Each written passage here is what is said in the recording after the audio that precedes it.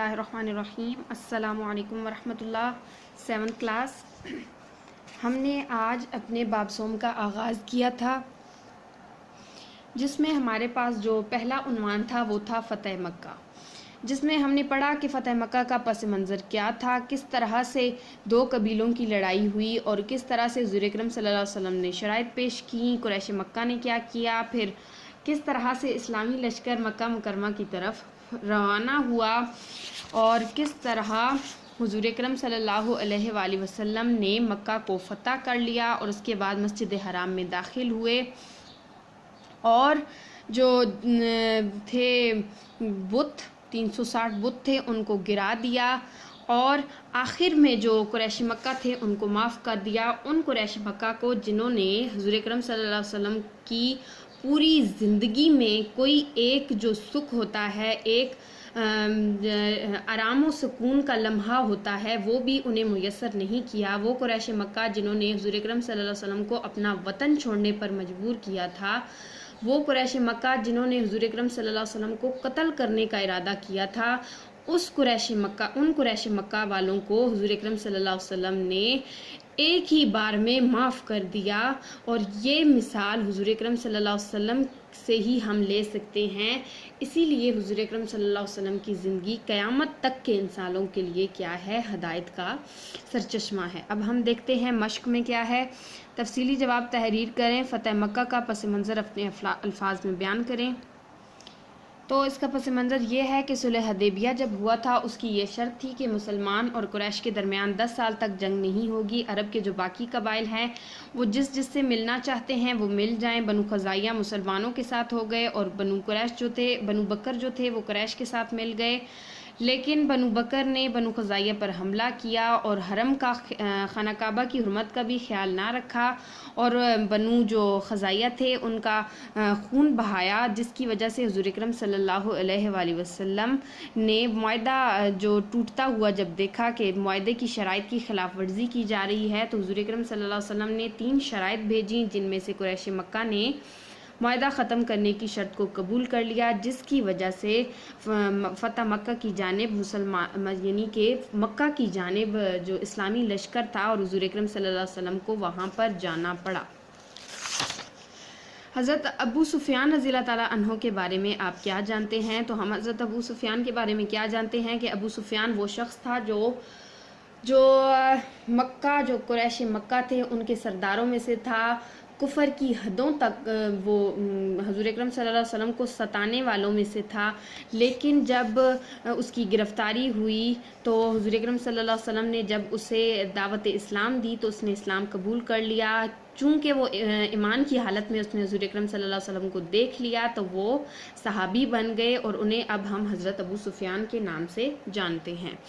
फ़तह मक्का की मुनासबत से हज़रत खालिद बिन वलीद रज़ियल्लाहु ताला अन्हु के बारे में एक पैराग्राफ तहरीर करें। हज़रत खालिद बिन वलीद रज़ियल्लाहु ताला अन्हु बहुत ज़्यादा बहादुर सहाबी थे।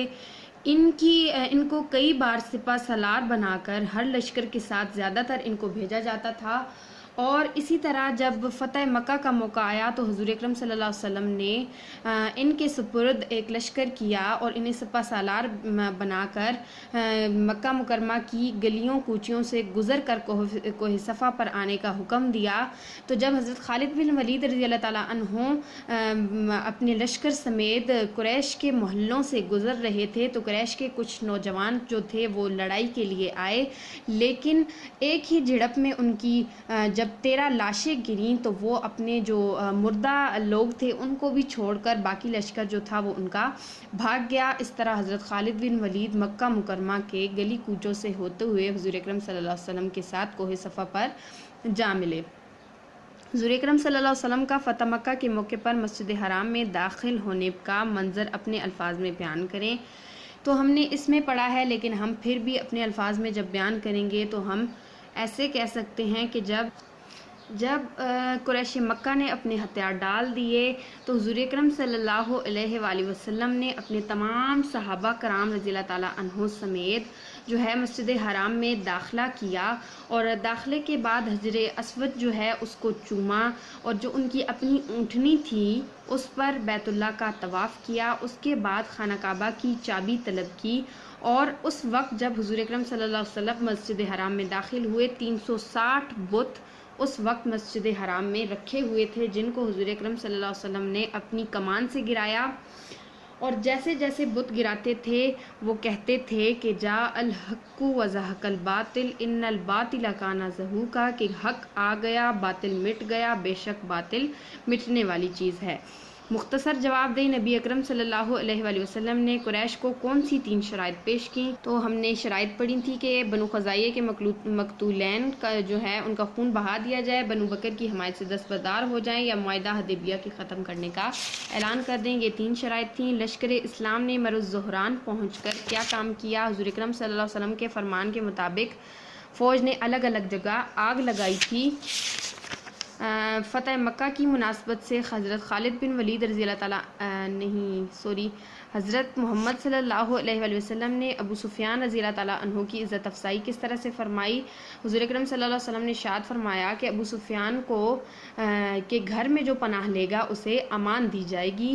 حضور اکرم صلی اللہ علیہ وسلم نے بتوں کو ٹھوکر مارتے ہوئے کیا فرمایا؟ حضور اکرم صلی اللہ علیہ وسلم نے ارشاد فرمایا کہ حق آ گیا باطل مٹ گیا، بے شک باطل مٹنے والا تھا۔ حضور اکرم صلی اللہ علیہ وسلم نے قریش سے خطاب میں کیا ارشاد فرمایا؟ حضور اکرم صلی اللہ علیہ وسلم نے سب سے پہلے اللہ تعالیٰ کی حمد و ثنا کی، پھر اس کے بعد تمام قریش مکہ کو کہا کہ لا تثریب علیکم اليوم، آج تم پر کوئی سرزنش نہیں، جاؤ تم سب آزاد ہو۔ اس طرح سے یہ چیپٹر فتح مکہ بھی ہمارا ہوا کمپلیٹ۔